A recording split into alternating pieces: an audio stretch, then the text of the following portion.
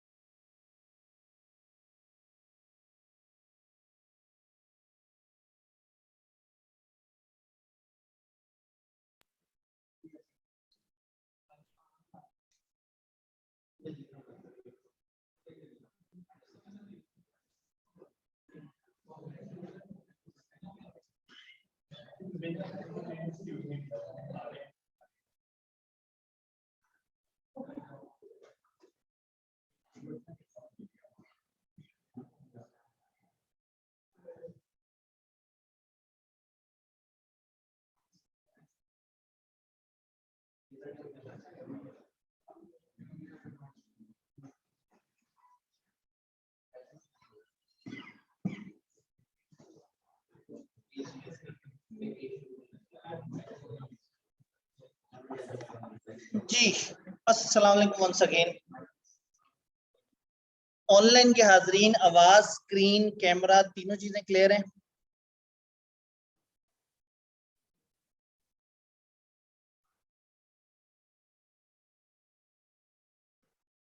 Online के हाजरीन done. आपको याद होगा कि आज हमने सिर्फ पढ़ना है। अब कोई टेस्ट डिस्कस करने वाला नहीं, कोई पिछला रिकैप नहीं, कोई बातचीत नहीं, और वो रिपोर्ट भी आप लोगों ने गालिबन पढ़ ली होगी जब आपको टाइम मिला होगा। ठीक है, वो जिंदगी में कभी ना कभी पढ़नी है, तो मैंने सोचा कल जब घर जाके आप सोचेंगे कि 2 घंटे ऑडिट पढ़ना है और कुछ नहीं मिलेगा पढ़ने को, तो फिर आप मैच देख लेंगे। क्या बना कल के मैच का? पाकिस्तान जीत गया। अच्छा, मुझे लगा एशेज चल रहा है, इंग्लैंड और ऑस्ट्रेलिया का मैं सोच रहा था कि शायद कुछ चल रहा है। वो भी चल रहा है। उसमें क्या चल रहा है? पाकिस्तान किससे जीता है? बांग्लादेश। ये तो काफी पहले पहुंच गया था पाकिस्तान बांग्लादेश, उस वक्त T20 खेले थे। अब टेस्ट चल रहा है, वापस भी आ गए हम। ठीक है, तो कभी ऐसा टाइम भी आता है जब क्रिकेट नहीं खेल रहे होते, जब हम पढ़ सके, हमारी क्लास वाले पढ़ाई पे गौर कर सके। पहले ही वो मतलब वर्ल्ड कप जो है उसने अजियत ये रखी। क्या बात, हमें बहाना हमेशा चाहिए। सर ये आईए से मिड में आएगा, क्या बात कर दी। यकीनन इंशाल्लाह। आपको क्यों ऐसा लग रहा है कि मैं इतने जोश में क्यों हूं? क्योंकि ये हम मिड में शामिल करना चाहते हैं। इसका एक इंतहाई खूबसूरत सा सवाल जो है ना, मतलब वो सवाल अपना वो ढूंढ रहा है, अपनी मंजिल ढूंढ रहा है। उसको एक कागज चाहिए जिसके ऊपर वो ऐसे करके पड़ा हुआ हो और बच्चे उसे देख के परेशान रहेंगे ये हुआ क्या। नहीं जी, ये स्टैंडर्ड कभी बहुत ज्यादा जरूरी नहीं हुआ करता था, बट अब ये काफी जरूरी हो गया, क्योंकि पहले ये बहुत सारे स्टैंडर्ड्स में से एक स्टैंडर्ड होता था, और अब एक ग्रेड आउटलाइन के मुताबिक चैप्टर 3 पूरा और खाली 230 स्टैंडर्ड, ये मिला के ग्रेड 1 है। इसका मतलब है कि 230 अब इम्पोर्टेंट हो गया है, जो कि पहले इतना इम्पोर्टेंट नहीं हुआ था। ये एक अहम सवाल है मेरे ख्याल में। 15 से 20 या 20 से 25, ये एक दफा देखना पड़ेगा। आपके पास किताब नहीं है, आपके पास किताब में भी पुरानी ग्रेड है शायद। मैंने नई वाली ग्रेड का वो गुलदारा डाला था किताब में, क्योंकि किताब भी थोड़े से पुराने टाइम पे हुई थी।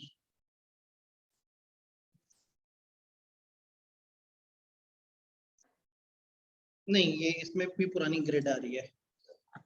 दिखाएं जरा, 1 मिनट। यहां से हम ऐसे करेंगे,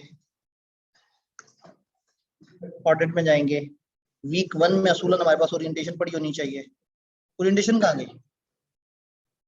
हमारी ओरिएंटेशन गुम हो चुकी है।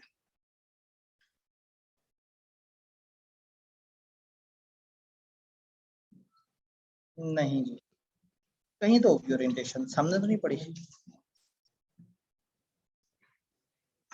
नहीं जी, हमारी ओरिएंटेशन गुम हो चुकी है।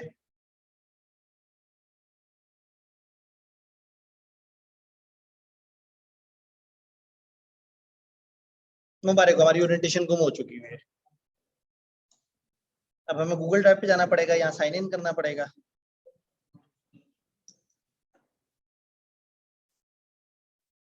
है क्यों?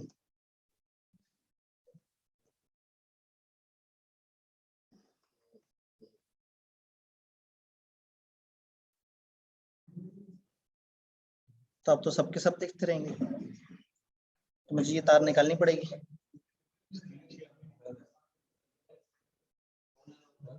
नहीं नहीं, ठीक है, खैर है। इन्हें कितना को पता लग जाना है।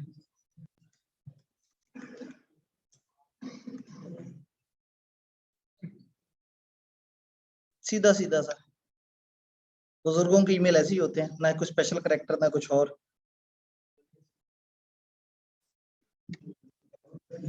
बड़े अरसे से अपना गूगल का अकाउंट डाला नहीं ना। Check your phone app, yes. Confirm whether it's you, yes.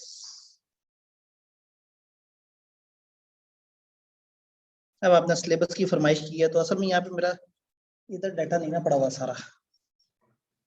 ये आ गए डाटा में। इसमें चलते चलते चलते हम कैफ में जाएंगे। गलत वाले कैफ में नहीं जाएंगे, सही कैफ में जाएंगे। जी जी, क्या है? अनाउंसमेंट करें आप।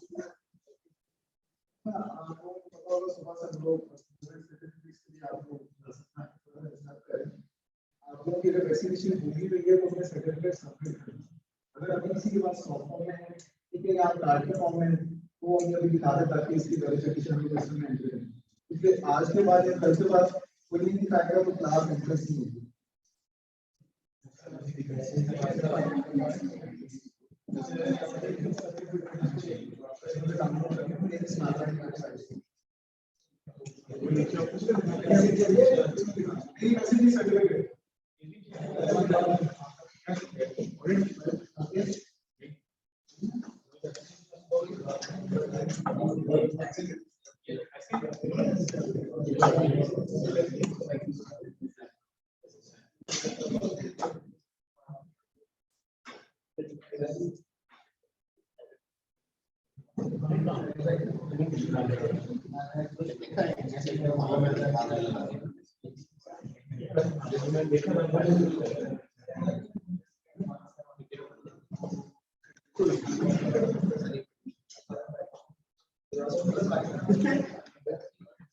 नहीं, हमने उसके सारे निशानात मिटा दिए।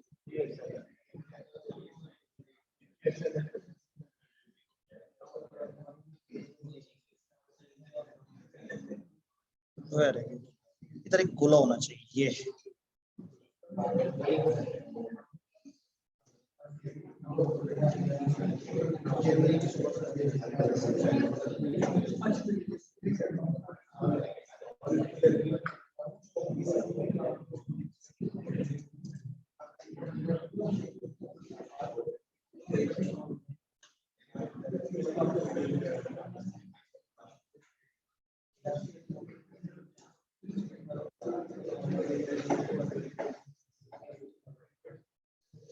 ठीक है जी। ऑनलाइन में उन्होंने कहा हमें भी अनाउंसमेंट बताते हैं। वो सर्टिफिकेट्स की अनाउंसमेंट है, वो फिजिकल वालों पे एप्लीकेबल है, कोविड सर्टिफिकेट्स।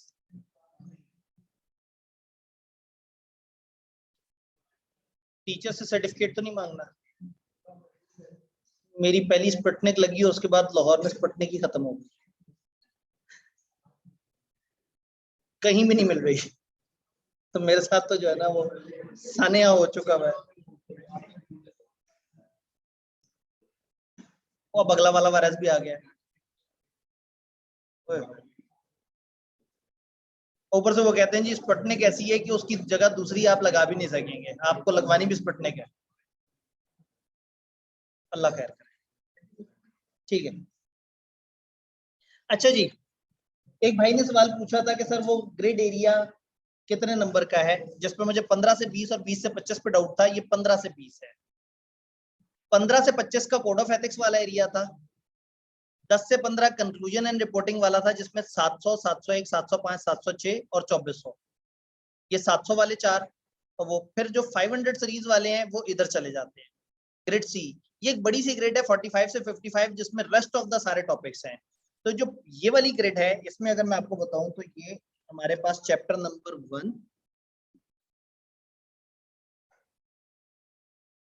चैप्टर क्यों, क्या मतलब, एक मिनट, उनको लग रहा है कि ये एक खतरनाक सोर्स से आया है, अब वो मुझे इजाजत दे देंगे।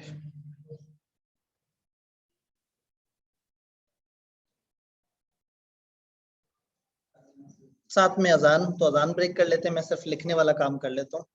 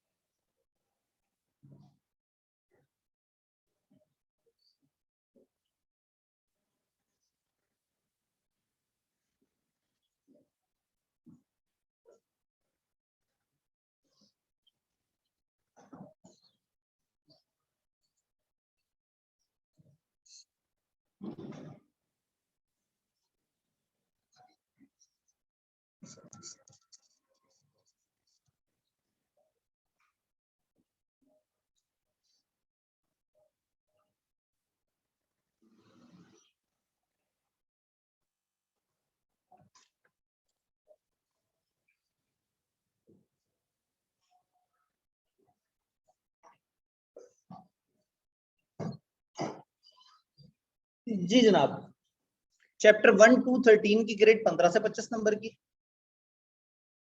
दूसरी ग्रेड चैप्टर 3 और 4 में से सिर्फ एक टॉपिक 230। इस वजह से 230 थोड़ा सा इंपॉर्टेंट हो गया है कि एक चैप्टर के साथ सिर्फ दूसरे चैप्टर की एक ही चीज है उसमें शामिल हो रही है। चैप्टर 14 में 500 सीरीज को छोड़ के जो बचता है वो, और चैप्टर 15, इनकी मिला के 10 से 15 नंबर की वेटेज। और चैप्टर 14 का बकाया, चैप्टर 4 का बकाया और बकाया सारे के सारे चैप्टर्स इस आखिरी ग्रेड में आए। यानी सारा कचरा इकट्ठा कर दिया कि यहाँ जैसे मर्जी। तो अब हमें पहली 3 ग्रेड्स में हम प्लान कर सकते हैं कि हाँ ये 3 जगह से इस तरह, बाकी इतनी लंबी चौड़ी लिस्ट है कि वो जितना मर्जी उसमें खेल सकते हैं, उनके पास काफी। इसमें अगर आप गौर से देखें तो चैप्टर 4 के 2 स्टैंडर्ड्स, चैप्टर 5 पूरा, 6 पूरा, 7, 8, 9, 10, 11, 12, ये सारा है।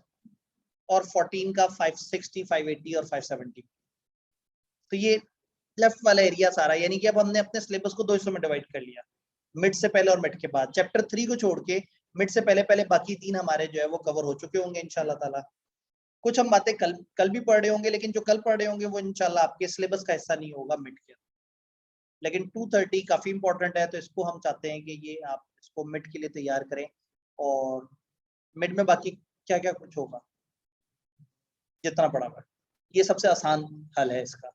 वरना 1, 2, 4 में से 230 और 11 से लेके 15 तक। दिन क्या होगा, फ्राइडे। मॉड क्या होगा, अगर गवर्नमेंट बंद नहीं करती कॉलेज तो फिजिकल मॉड होगा। टाइम क्या होगा, इंतजामिया बताएगी। और अगर गवर्नमेंट का अनाउंसमेंट आ गया तो फिर उसके बाद व्हाट्सएप ग्रुप में बता दिया जाएगा कि अब क्या हो। ये कॉलेज वालों ने बताना है। इन्होंने कोशिश ये की है कि ग्रुप ए और ग्रुप बी का आपस में एक दिन में क्लैश ना रखें। 4 दिन है हमारे पास जो एक्टिव है, मंडे को भी कॉलेज नहीं ओपन हो सकता, सैटरडे को भी ओपन नहीं हो सकता, तो 4 दिनों में ग्रुप ए के पेपर, चारों में ही ग्रुप बी के पेपर।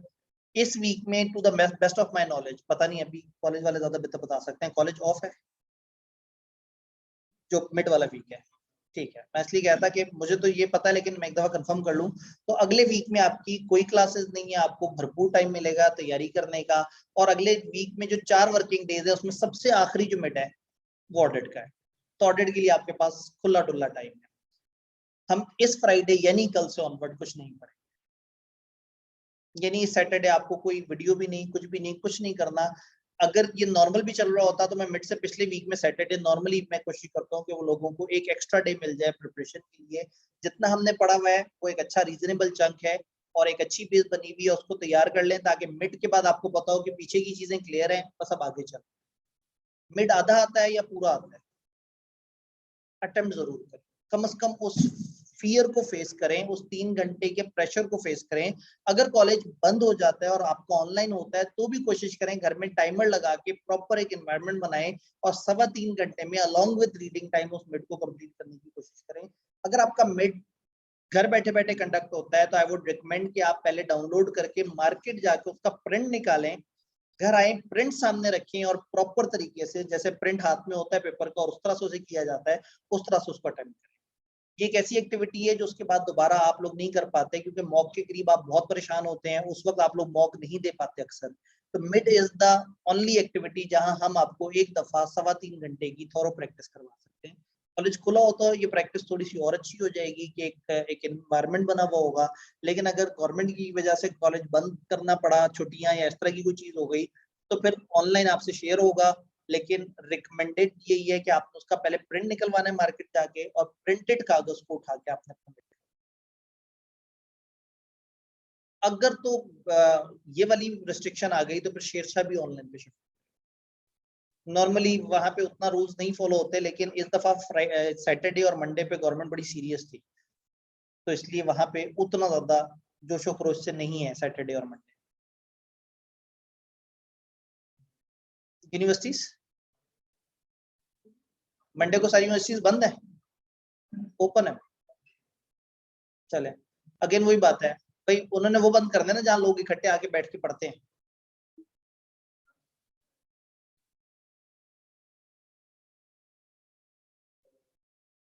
अच्छा, नहीं तो मतलब, हाँ, यानी कि कहने का मतलब है कि अगर गवर्नमेंट ने ये कह दिया है कि जी कॉलेज फिजिकली बंद है, तो हम सारे को हमें फिर ऑनलाइन पे ले जाना पड़ेगा। अगर गवर्नमेंट बाय फोर्स कह देती है फिर तो हमारे पास कोई अल्टरनेट नहीं है।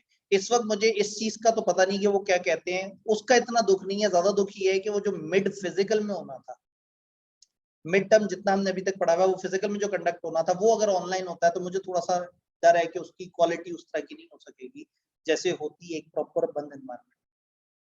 एक हफ्ता भी आगे कर देना वो बंद करने का, कम से कम हमें एक फिजिकल मिट ना मिले तो जी, मतलब बंद चांसेस बहुत ज्यादा है। असल में ना एक चीज नजर आ रही है कि बड़े अरसे से उन्होंने बंद नहीं किया था, उनको ना मतलब एक अजीब सी बेचैनी सी है उनकी तबीयत में कि इतने अरसे तक एजुकेशन सेक्टर को हम खुला कैसे रख गए। तो बहरहाल वो, और पिछले साल भी ऐसे ही सर्दियों का बहाना उठाया था उन्होंने, सर्दियों की छुट्टियों का, और खासतौर पे जो वेरिएंट है वो मजीद पहले से खतरनाक है। और अब केसेस भी भाई ने बताया कि पाकिस्तान में आना शुरू भी हो। तो सच है या झूठ है, लेकिन प्रॉब्लम ये है कि हमने रिस्क असेस करना है। वो ये है कि शायद हमें बंद कर दिया, क्योंकि एजुकेशन सबसे गैर जरूरी चीज है जो सबसे पहले बंद कर दी जाती है। ले जी, उस गैर जरूरी डिस्कशन में हम थोड़ा सा आगे चलते हैं।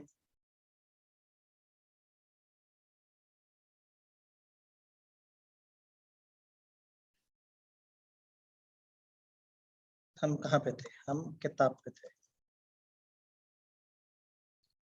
जी। ऑनलाइन यूजर आवाज स्क्रीन कैमरा क्लियर है ताकि फिर हम अपनी गुफ्तगू शुरू करें।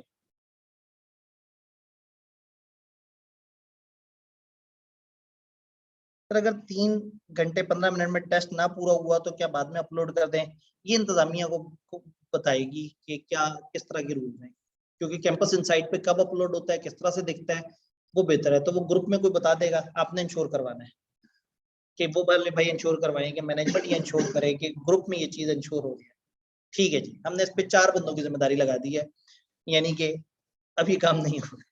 तो जो भी इसके रूल्स है ना मिड टर्म के कि क्या है, किस तरह से कंडक्ट होगा, वो सारे बच्चों को जो कैंपस इनसाइट पे टेस्ट के जो नॉर्मल रूल है,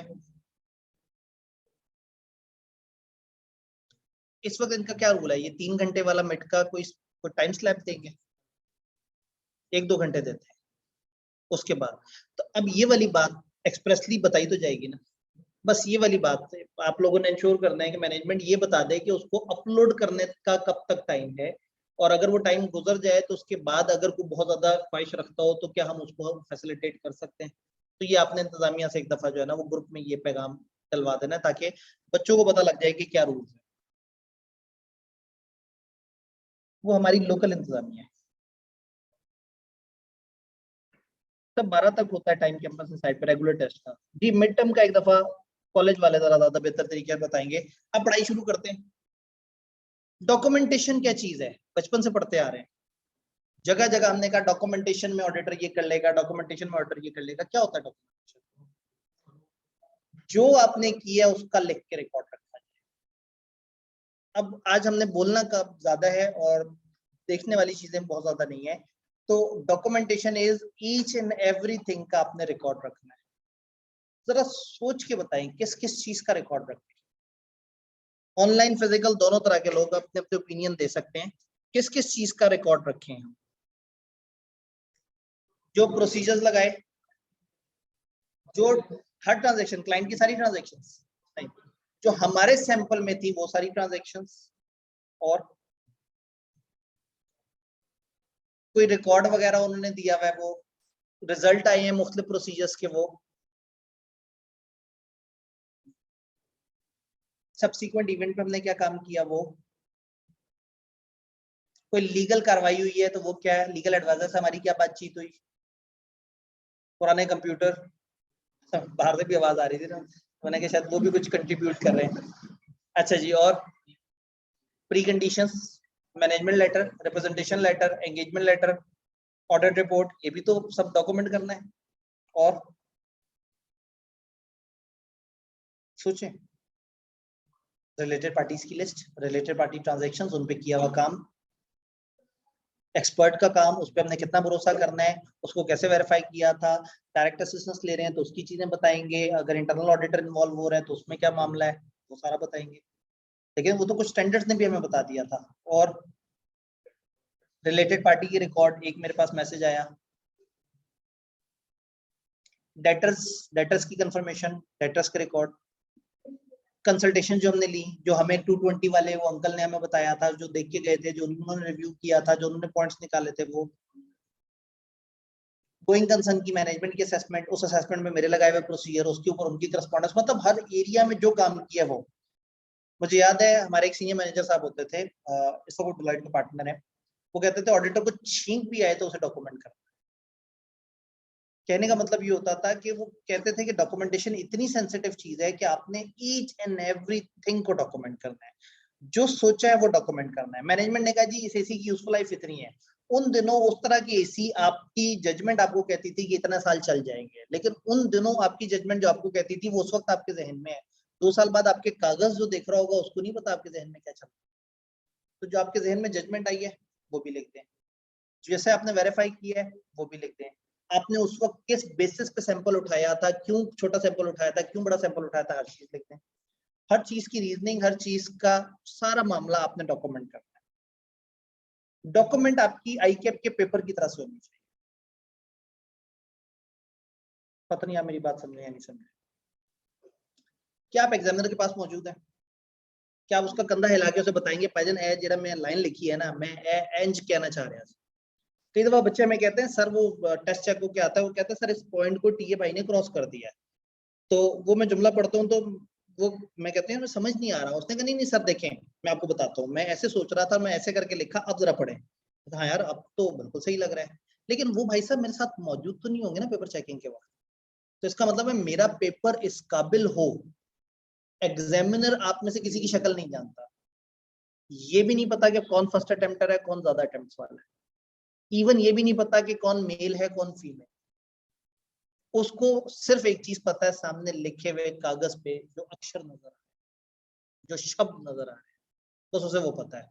उन अल्फाज से, उन जुमलों से उसने पहचानना है कि बच्चे को ऑडिट आता है या नहीं आता, बच्चे ने सवाल समझा था या नहीं समझा था, इसको जवाब आता था या नहीं आता था, क्या ये लायक बच्चा है या ना लायक बच्चा है, इसकी तैयारी अच्छी है या नहीं है, इसका पास होना बनता है या नहीं बनता। आपका पेपर आपको बेचता है।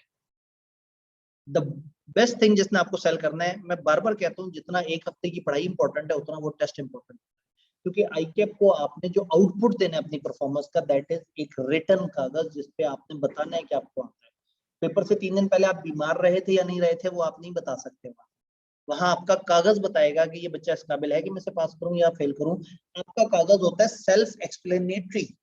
आपके लिखे हुए जुमले को देख के ये पता लग जाए कि बच्चे को सवाल समझ आया, बच्चे को जवाब आता है या बोंगियां मार रहा है, तुक्के लगा रहा है। इतने सियाने होते हैं एग्जामिनर को, ना समझ आ जाता है। तो ऑडिटर की डॉक्यूमेंटेशन इज जस्ट लाइक एक आईकैप में अटेम्प्ट किया हुआ पेपर। ऑडिटर की गैर मौजूदगी में उसके कागज देख के पता लग जाए सोच क्या रहा, किस ओपिनियन तक पहुंचा था, सैंपल क्या उठाया था, प्रोसीजर्स क्या लगाए थे, किस रिजल्ट तक पहुंचा था, ओपिनियन खराब क्यों दी थी, खराब से पहले अल्टरनेट प्रोसीजर्स क्या लगाए थे। आपने सारी कहानी लिखी। आपकी गैर मौजूदगी में एक सीनियर बंदा अगर उस कागज को देखे, भाई 3 साल बाद आईके वाले कहते हैं नहीं हमने फलाना फर्म के कुछ क्लाइंट्स देखने का उन्होंने सही किया नहीं किया, अब 3 साल बाद बच्चे के तो आर्टिकल भी खत्म हो गए, वो तो बांग्लादेश बैठा हुआ है, मैनेजर फर्म छोड़ के जा चुका है, किसी और जगह पे मौजूद है। पार्टनर को 3 साल पहले सेल्स के अंदर वो जो रिटर्न हुई थी उसके ऊपर क्लाइंट ने क्या बोला था याद भी नहीं है, तो रिव्यू कैसे होगा कागज से। और ये सारी बातें कागज को बोलनी चाहिए। एक तजर्बा करते हैं, मैं आपके सामने एक कागज रखता हूं और आपने मुझे बताना है, मैं आपको कुछ नहीं बताऊंगा उस कागज के बारे में, वो कागज से आप लोगों ने मुझे बताना है कि आप कितना कुछ समझे।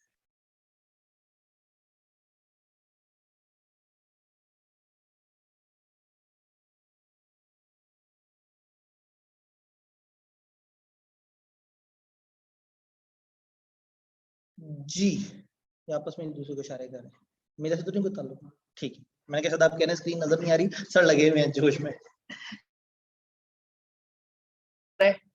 ये एक ट्रेनी की वर्किंग पेपर फाइल से निकाला हुआ एक कागज है। मुझे नहीं पता वो ट्रेनी कौन है, मुझे नहीं पता उसने क्या काम किया है, और आपको भी नहीं पता। इसका कागज पढ़े, आपके पास 5 मिनट।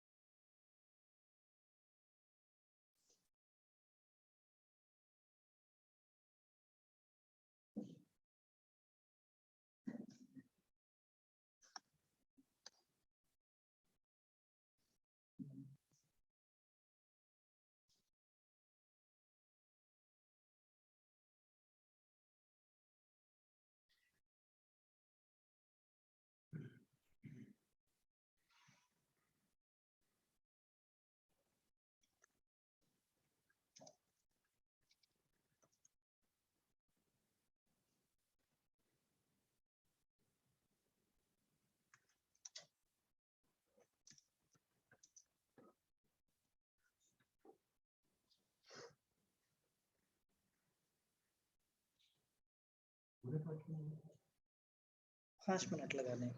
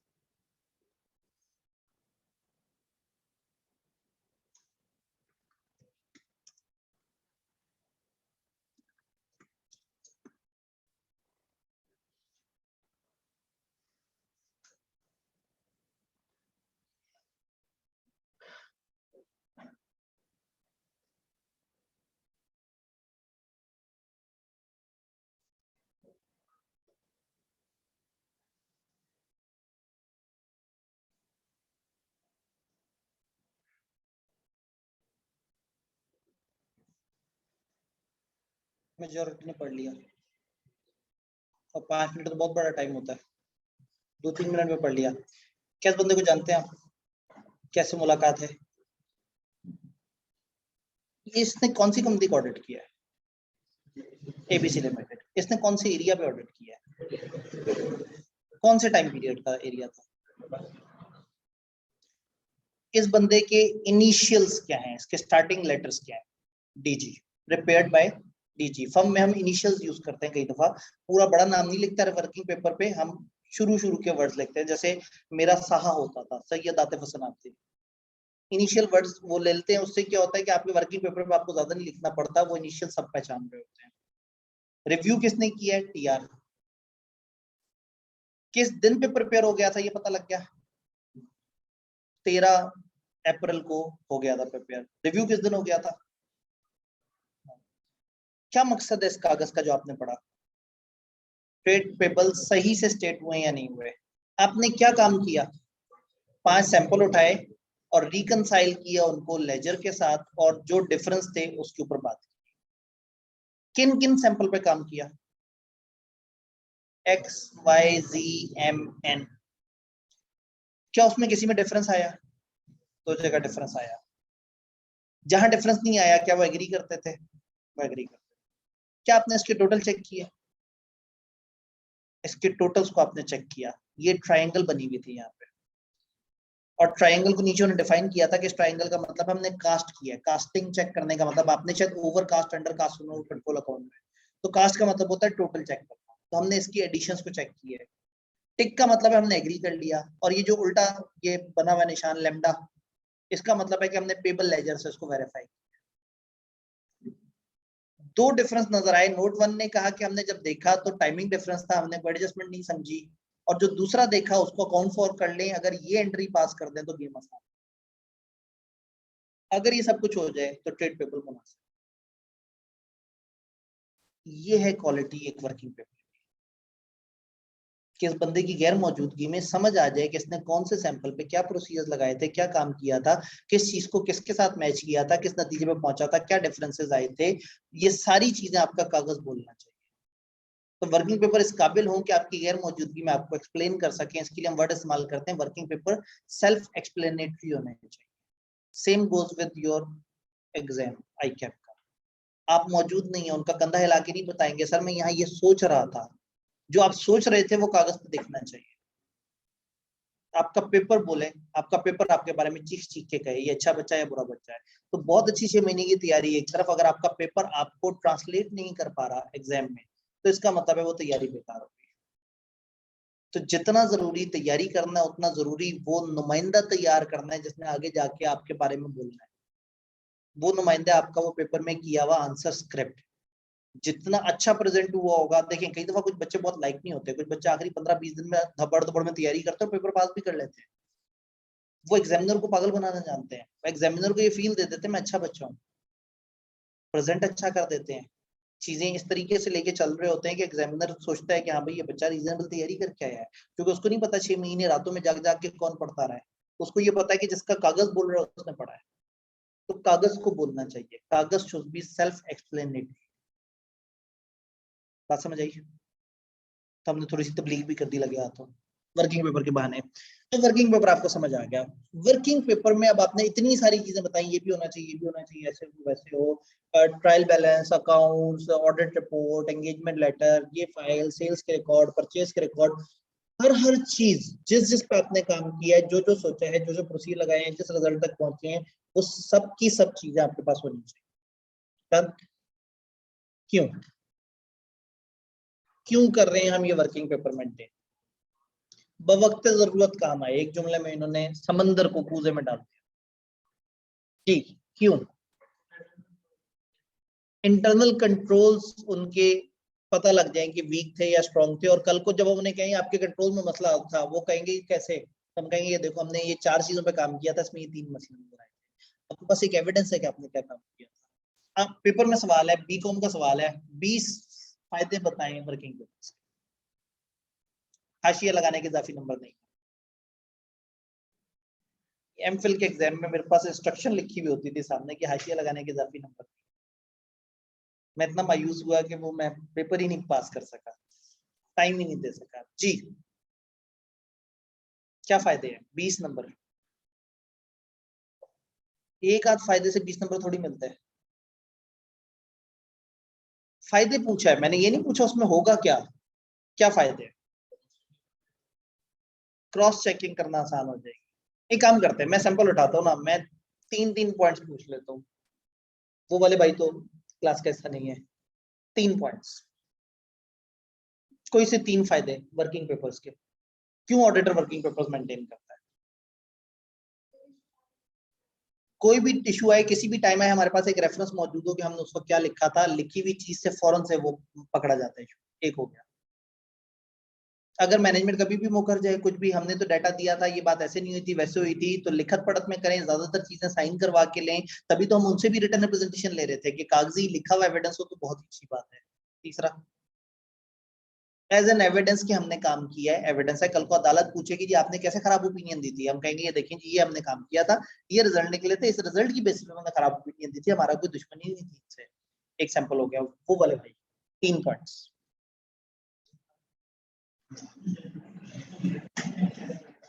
इत्तफाकन इतनी कंसिस्टेंसी ख्यालात में जो है ना, आपको एग्जैक्टली यही 3 पॉइंट्स इत्तफाकन, मतलब मैंने 20 का ऑप्शन दिया था, उस 20 में से इत्तफाकन आपने वही 3 सोचे जो बता दिए गए। जी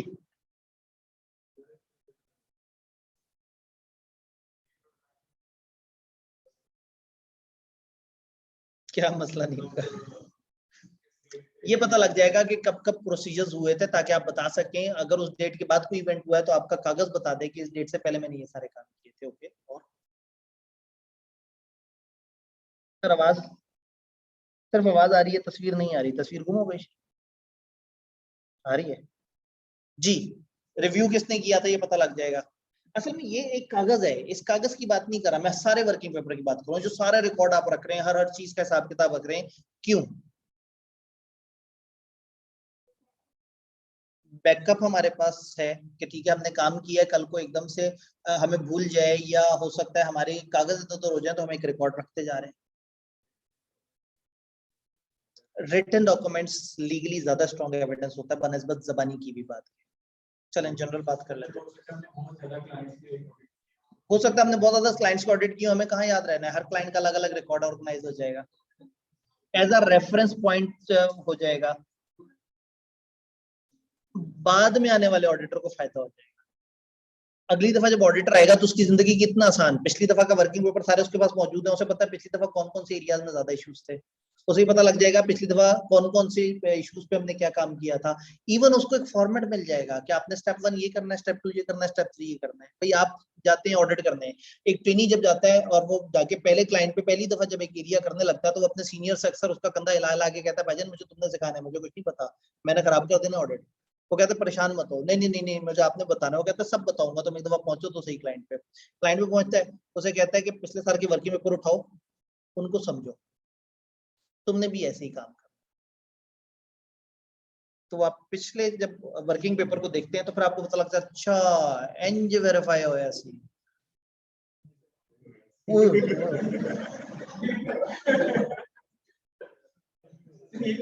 भाई ने वो बेनिफिट्स वहां से उठा के कॉपी पेस्ट कर। ठीक है साथ भाई, हम आपकी जो है ना वो सलाहियतों का एतराफ करते हैं, लेकिन आपने दिमाग से बोलना था, वो तो मैं सामने भी दिखा देता। यूजर्स की, एक मिनट, यूजर्स की अंडरस्टैंडिंग थोड़ी सी बेहतर हो जाएगी। कंपनी को हम बाद में बता सकते हैं कि आपके क्या क्या चीजें हमारे किस किस तरह से काम की है, आर्ट्स के पैसे ले रहे हैं तो आप काम को जस्टिफाई कर सकते हैं। ऐसा एरर जो हमारे काम आए, ऑडिट करते हुए आपको एक रेफरेंस पॉइंट मिल जाता है, एक नए बंदे को सीखने का मौका मिल जाता है, पिछले ऑडिट से रेफरेंसेस मिल जाते हैं, पिछले ऑडिट से पॉइंट्स मिल जाते हैं, कौन सा एरिया ज्यादा खतरनाक है, कौन सा कम खतरनाक, किसमें ज्यादा इश्यूज आते हैं, किसमें कम आते हैं। एंटिटी के हर दफा आपने पूछना है उनसे, वो करना है, तो बहुत सारी चीजें जो आपको कॉपी पेस्ट हुई पहले से मिल जाएंगी। एंटिटी का स्ट्रक्चर क्या है, ये कितने भाइयों ने मिलकर इदारा बनाया था, ये कब से चला आ रहा है, इनके प्रोसीजर्स क्या है, इनका मेमोरेंडम क्या है, इनके आर्टिकल्स में क्या लिखा हुआ है, फलाना क्या है, बहुत सारी चीजें आपको पहले से मिल जाती है। क्लाइंट की प्रोफाइल मिल जाती है आपको, स्ट्रक्चर। तो वर्किंग पेपर आपको हर तरह से मदद करते हैं, रिकॉर्ड कीपिंग, सिक्योरिटी, सबसे बड़ी बात आप अकाउंटेबल है। किसी सीनियर ने देखना है जूनियर ने क्या काम किया, वर्किंग पेपर देखेगा। मैनेजर ने देखना है टीम ने क्या काम किया, वर्किंग पेपर देखेगा। एंगेजमेंट क्वालिटी कंट्रोल पार्टनर ने देखना है कि सबने सही काम किया या नहीं, वर्किंग पेपर देखेगा। आई कैप ने देखना है, वर्किंग पेपर देखेगा। लूपहोल्स पता लग जाते हैं, छोटे छोटे से प्रॉब्लम्स। तो ये डॉक्यूमेंटेशन करने से आपको एक बड़ा तहफ्फुज मिलता है। हर हवाले से आप लीगली भी सिक्योर हो जाते हैं, आपकी जजमेंट भी बेहतर बन जाती है और आप सारी चीजों को अच्छे तरीके से प्रेजेंट भी कर लेते हैं। क्वालिटी ऑफ ऑडिट अच्छी हो जाती है। जो बहुत ही ऑर्गेनाइज वे में कर रहा है, सोचो वो कितनी अच्छी क्वालिटी का काम।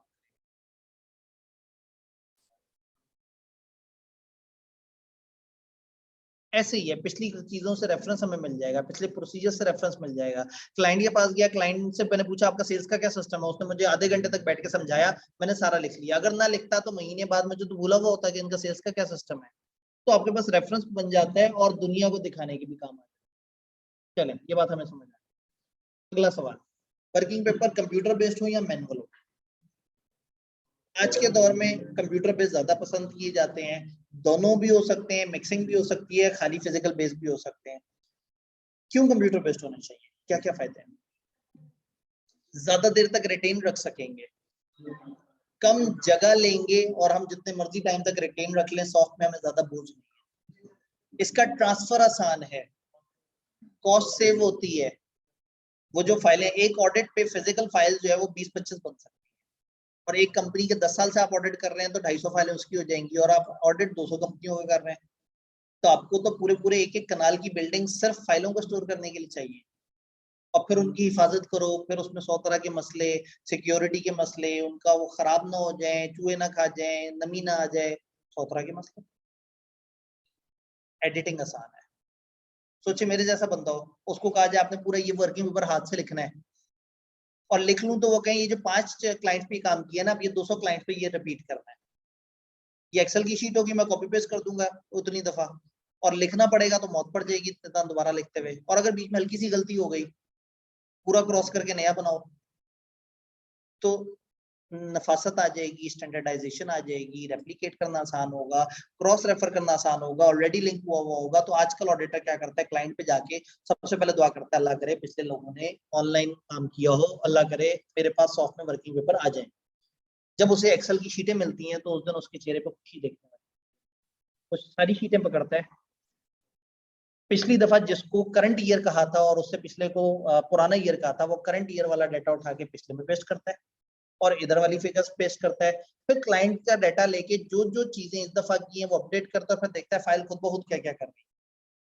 क्रॉस लिंक हुए हुए होंगे, टोटल इधर से उधर उठ के जा रहे होंगे, अक्सर जगह लिखा होगा अब हम 200 के सैंपल पे काम करेंगे, टेबल बना हुआ होगा, हेडिंग आ रही होंगी, 200 लाइन आइटम्स होंगे। भाई लास्ट टाइम जिन 200 कस्टमर्स को चूज किया, दवा भी वही 200 चूज कर लें तो कितना ही मजे की बात है।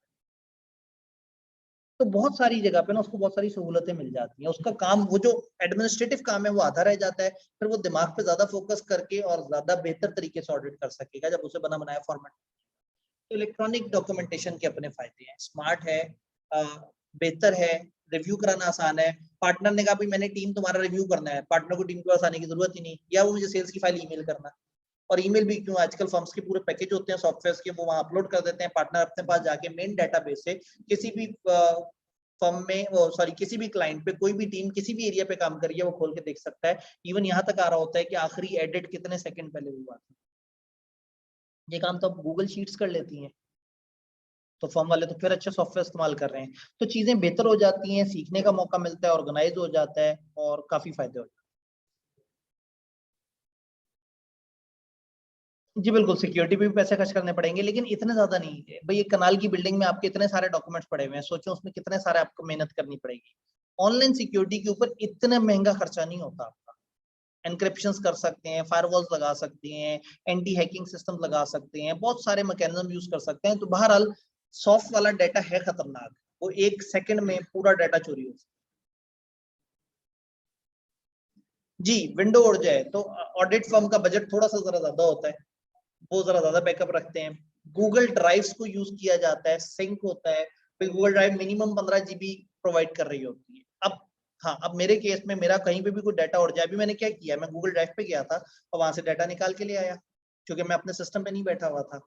तो ऐसे में अब मैं 100 GB वाला गूगल ड्राइव रखा हुआ है, अगर मेरा कुछ और जरूरत होती तो मैं 1 टेरा 2 टेरा 3 टेरा की बात करता। तो कहने का मतलब है कि अब आजकल इस तरह के पैकेजेस मौजूद हैं कि अपना ऑनलाइन ऑफलाइन मुख्तलिफ तरह से आप स्टोरेज रख सकते हैं। तो बैकअप्स, इसका बैकअप करना भी तो आसान है। फिजिकल फाइल का बैकअप का मतलब है 20 फाइलों की 20 और कॉपियां, फिर उसकी फोटो कॉपी, फिर उसकी रिटेंशन के मसले। सॉफ्ट को आपने एक कंट्रोल-C कंट्रोल-V किया, फौरन से कॉपी। सवाल मेरा अगला ये है कि जो वर्किंग पेपर है ये किस फॉर्म में होने चाहिए, मतलब ये ज्यादा डिटेल हो, कम डिटेल हो, बहुत पेचीदा हो, बहुत सीधे सीधे से हो, इतने हो के समझ है। किस फॉर्म में होने चाहिए, किस डिटेल में होने चाहिए, इसका बड़ा सियासी सा जवाब है, इट डिपेंड्स। छोटी एंटिटी का ऑडिट करेंगे तो थोड़े से वर्किंग पेपर बनेंगे, बड़ी एंटिटी का ऑडिट करेंगे बहुत बड़े वर्किंग पेपर बनेंगे।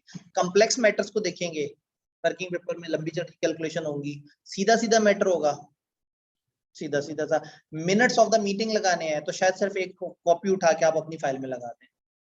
और अगर आपने कोई एनालिसिस, कोई डायग्राम, कोई वर्किंग, कोई कैश फ्लो का इशू है तो शायद उसके ऊपर बड़ी टेक्निकल सी आपको डॉक्यूमेंटेशन करनी पड़े। बात समझ आई? कहानी को एक स्टेप आगे बढ़ाते हैं, एक सवाल लेते हैं भाई का। जी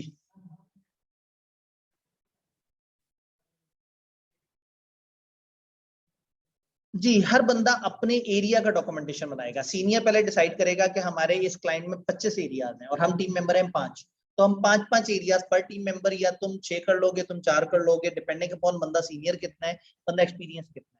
आईएससी 300 में चैप्टर 3 में जाएंगे तो वो आपको ये पूरा मैप समझाते हैं कि एक प्लानिंग होती है जिसके बाद एलोकेट होता है। तो हर बंदा अपने अपने एरिया पे काम कर रहा होता है और ये सारे अपने एरियाज उठा के एक मास्टर डेटाबेस में अपलोड करते हैं जिसमें उस पूरे क्लाइंट के सारे एरियाज आ रहे हैं और पार्टनर अपने ऑफिस बैठ के उसको एक्सेस कर सकते हैं। आज के दौर में, पुराने जमाने में फिजिकल फाइल्स का कॉन्सेप्ट होता था, क्योंकि कुछ क्लाइंट ऐसे होते हैं कि जहां आपको फिजिकल फाइल मेंटेन करनी पड़ती है। कुछ क्लाइंट यहाँ जाके कहते हैं जो मुझे लेजर सॉफ्ट में दे दे, तो आपकी तरफ देख के हंसते हैं कि क्या बात कर दी। फिर आप कहते हैं लेजर दे दो, तो उनके इतने बड़े से डॉट मैट्रिक्स प्रिंटर होते हैं, इतना चौड़ा सा सफा निकलता है, वो इतना लंबा सफा होता है कि उसको मेज पे रख के आप फिर उस लेजर को देख सकते हैं। तो ऐसे देसी क्लाइंट भी हैं जो बड़े अरसे से चल रहे हैं, अपने आप को नहीं बदला। अब ऑडिटर ने तो ऑडिट करने, हर माहौल में ऑडिट करने। वर्किंग पेपर साथ साथ मैनेज होते हैं, साथ साथ सीनियर देख रहा होता है और पार्टनर भी आके सबसे ज्यादा जोर वर्किंग पेपर पे देता है, क्योंकि working paper is the evidence कि आपने काम किया। Working paper is the thing जो बताएगा कि आपने क्या किया है। कभी भी फर्म को कोई भी पकड़ेगा, कुछ भी इशू होगा, वो हमेशा देखेंगे वर्किंग पेपर में क्या है। तो हर सीनियर जूनियर को समझाता है, हर मैनेजर सीनियर को समझाता है और हर पार्टनर मैनेजर को समझाता है कि देखो वर्किंग पेपर पर कंप्रोमाइज। ठीक है जी। अब अगर हम वर्किंग पेपर अगले ऑडिटर को देते हैं तो हम उसको कॉपी देंगे और हमने अपने पास रखना है। वर्किंग पेपर हमने कब तक संभाल के रखने हैं? स्टैंडर्ड कहता है कि अगर आपका लॉ खामोश है, कुछ नहीं बोल रहा, तो कम से कम 5 साल संभाल। बट आपको पता है पाकिस्तान का लॉ कंपनियों के बारे में क्या कहता है? 10 साल। तो पाकिस्तान में कंपनियों का रिकॉर्ड, कंपनियों के ऑडिट्स के रिकॉर्ड 10 साल तक संभालने होते हैं। बाकी जगह पे रूल ये है कि 5 साल आपने संभाल। ये ऑडिटर की प्रॉपर्टी है, क्लाइंट की प्रॉपर्टी नहीं है। ऐसा नहीं होगा क्लाइंट कहेगा ऑडिट करके जा रहे हो, फाइलें दे दो। ये फाइलें आपके पास है, ये आपकी पोजीशन है, ये आपकी प्रॉपर्टी। इजी टू कैरी वाला पॉइंट भी आ गया। बातें कुछ कुछ समझ आ रही हैं? सर आपका स्माइलिंग फेस नजर नहीं आ रहा है, क्यों? ये भाई को क्यों नहीं नजर आ रहा? कैमरा बाकियों को तो नजर आ रहा है, आपको आ रहा है? ठीक है जी, कैमरा नजर आ रहा है। पीटीए ने ब्लॉक कर दिया पाकिस्तान में नेट, तो हम कैसे कर रहे हैं? अच्छा, कैमरा रुका हुआ है। ठीक है, तो अगेन वही बात है। हाँ, मैंने कहा पीटीए का ब्लॉग अचानक कहाँ से आ गया? सर नहीं नजर आ रहा, तस्वीर नहीं आ रही। मैं काम करता हूँ, एक दफा स्टॉप करता हूँ, फिर चला लेता हूँ। अब ये किस्मत का खेल है।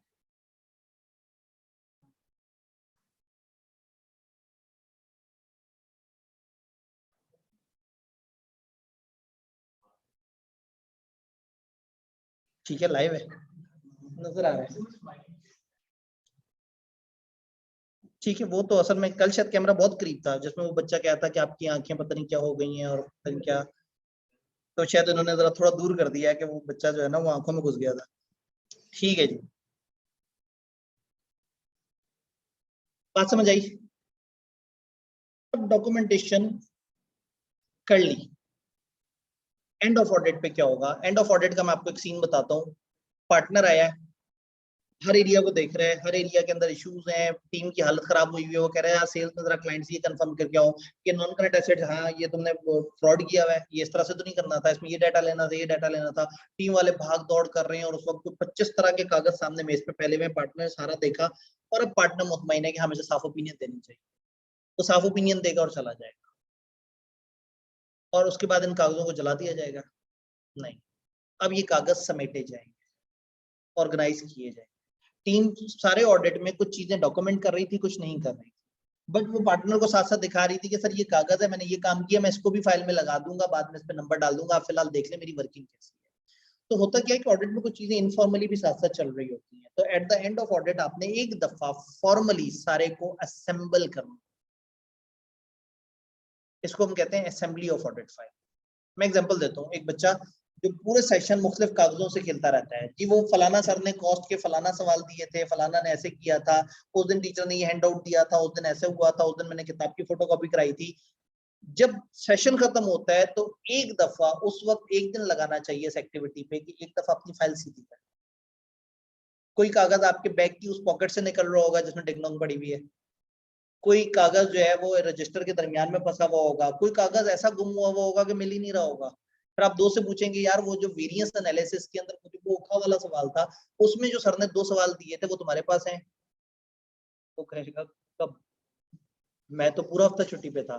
फिर आप किसी तीसरे दोस्त को ढूंढेंगे, तो अल्टीमेटली क्या होगा, क्लासेस में तो सब कुछ इनफॉर्मल चलता रहा, कभी डॉक्यूमेंट लिया, कभी नहीं लिया, कभी छुट्टी की, कभी आ गए, एंड पे अब आपको कंप्लीशन की जरूरत है, तो आप एक दफा अपना रजिस्टर पूरा कर रहे हो कि मैं सारी चीजें एक जगह इकट्ठी कर लूं, मेरे पास सारा डाटा आ जाए, मैं फिर पढ़ाई शुरू करूं।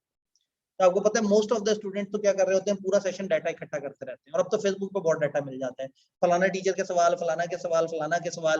बहुत सारे बच्चों ने एक फोल्डर बनाया हुआ होता है जिसमें सिर्फ इतना डाटा होता है जो वो कभी भी नहीं पढ़ सकता, और वो डाटा को कॉपी करके बहुत फख्र महसूस करता है कि मैंने पूरे पाकिस्तान के सारे टीचर्स की सारी चीजें अपने पास महफूज कर ली हैं, जिंदगी में कभी टाइम मिल गया तो मैं इस फोल्डर को खोल के देखूंगा कि कैसे मुझे कोई फायदा भी हो सकता है। तो प्रॉब्लम ये है कि आप चीजें फेंकते रहते हैं, एक दफा टाइम निकाल कर उसको इकट्ठा करना पड़ता है, that is assembly. Assembly normally audit के बाद 60 दिन का एडमिनिस्ट्रेटिव टाइम होता है, जिसमें आपके टीम मेंबर्स में से कुछ लोग वो उन सारे डॉक्यूमेंट्स को इकट्ठा करते रहेंगे, जोड़ते रहेंगे, रेफरेंस करेंगे, लाइंस लगाएंगे, उसके ऊपर सीरियल नंबर लिखेंगे, खूबसूरत सी हेडिंग देंगे, और उसको प्रॉपर तरीके से बना के एक सेट बना के गोदाम में रखवा देंगे, अगर फिजिकल है, और अगर ऑनलाइन है या इलेक्ट्रॉनिक है तो डेटाबेस में एक अच्छे तरीके से सीक्वेंस वाइज उसको अपलोड कर देंगे। फिर ऑडिट, यानी ऑडिट खत्म होने के बाद भी ये जिम्मेदारी चलती है, क्योंकि आपने ऑडिट के बाद अगले साल साबित करना है कि आपने पिछले साल सही से ऑडिट किया। अब अगर चेंज आ जाए फिर क्या करें? जाएं गोदाम वाले अंकल को जो है वो फोन खिलाएं और उनसे फाइल लेके आ जाएं और उसमें जो मर्जी बदल दें, ऐसे होगा? अब गोदाम पे जो इंचार्ज बैठा हुआ है उसके पास जाएंगे, कहेंगे मैंने एक फाइल में चेंज करना होगा, क्यों, ऑडिट तो खत्म हो गया। कहेंगे नहीं वो मैनेजर ने कहा है कि वो 2 सफे चेंज करने, अच्छा लिखवा के लाओ मैनेजर से। किस मैनेजर ने ऑथराइज किया है?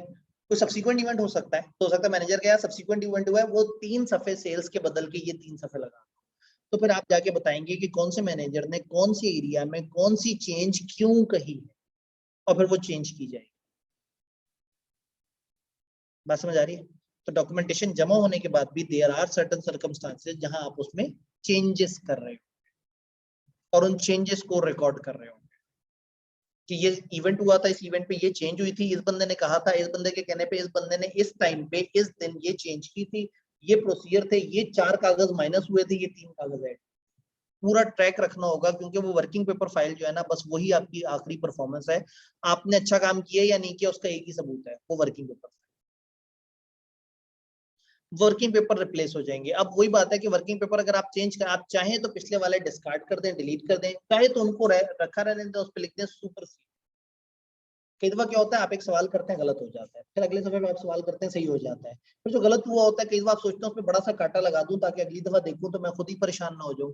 कुछ लोग जज्बाती होते हैं, वो पेजेस ही उठा के रजिस्टर से बाहर फेंक देते हैं, उसकी वजह से रजिस्टर बेचारा डीला हो जाता है, उसके बाकी से पेजेस भी निकलने शुरू हो जाते हैं। तो हो सकता है आप उस पर लिख दें सुपर सीडेड कि मैं इस रजिस्टर के इस पेज पे जब आऊं तो मैं इसे दोबारा ना पढ़ूं। तो कभी कभी आप ऐसा करते हैं कि वर्किंग पेपर सिरे से गाइड नहीं करते, वो कच्ची पक्की वर्किंग भी आपको कभी कभी रेफरेंस के लिए अच्छी चाहिए होती है, आप उस पर लिख देते हैं सुपर सीडेड। और उसके साथ अगला वाला पेज लगा देते हैं कि ये इस पेज ने पिछले वाले पेज को रिप्लेस कर दिया, और चाहे तो उसको निकाल के फेंक।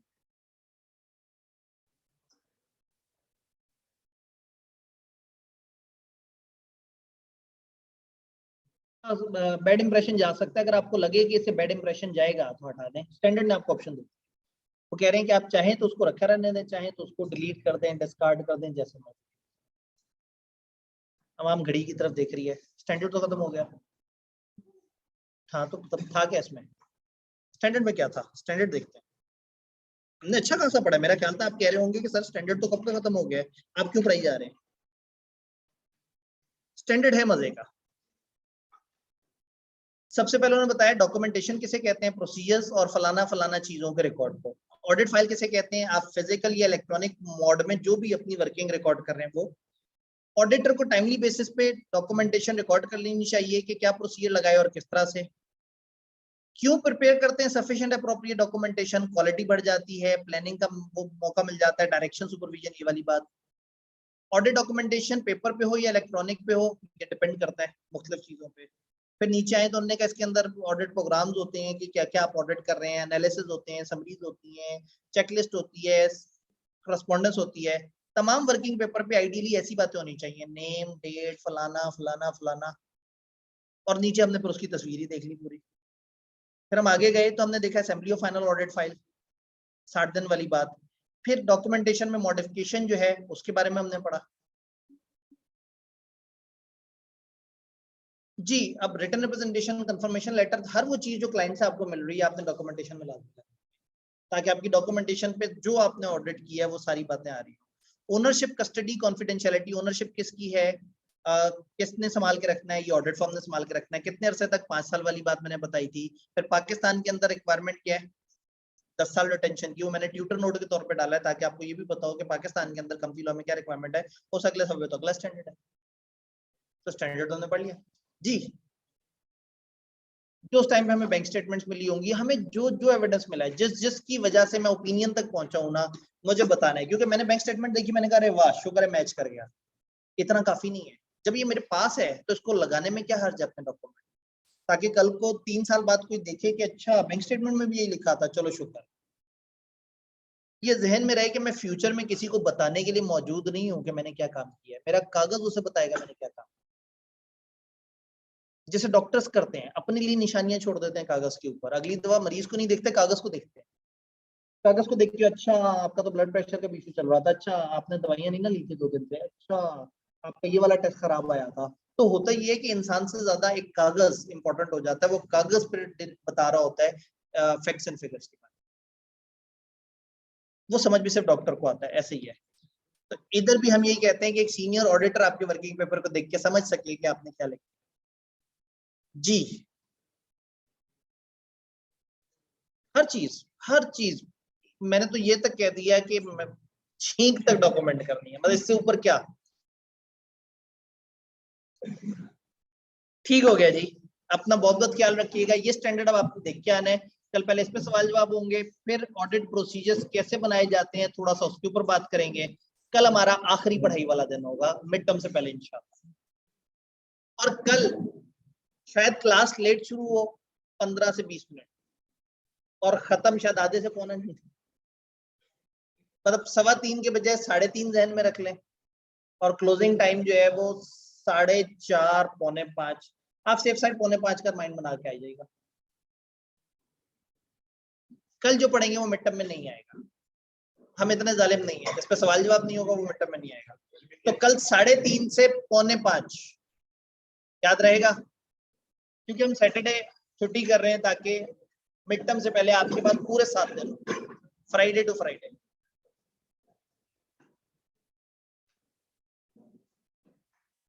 जी 2:30 से स्ट्रेट फॉरवर्ड सवाल आते हैं। भाई ने सवाल पूछा, ये नॉलेज बेस वाला ही है।